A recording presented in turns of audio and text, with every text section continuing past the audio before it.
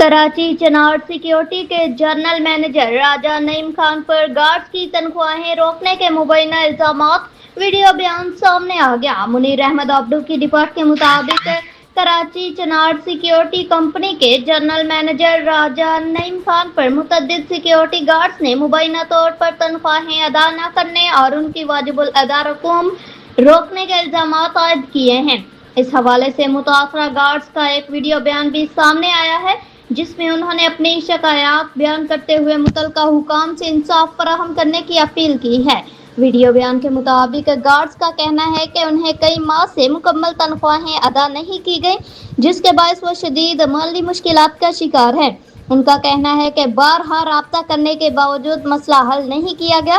मुतासरा guards ने हुकूमत, महकमा मेहनत, लेबर डिपार्टमेंट और दीगर मुतल्लिका अदारों से मुतालबा किया है कि मामले की शफाफ तहकीकात कराई जाए और अगर लगाए गए इल्जामात दुरुस्त साबित हों तो ज़िम्मेदार अफराद के खिलाफ कानून के मुताबिक कार्रवाई करते हुए गार्ड्स की बकाया तनख्वाहें फौरी तौर पर अदा कराई जाए। यह खबर मुतासरा गार्ड्स के इल्जामात और सामने आने वाले वीडियो बयान पर मबनी है, जिनकी आज़ाद ज़राए से ताहाल तस्दीक नहीं हो सकी, जबकि इस मामले पर चनार्ड सिक्योरिटी कंपनी या जनरल मैनेजर राजा नईम खान का मौक़िफ़ भी ताहाल सामने नहीं आया।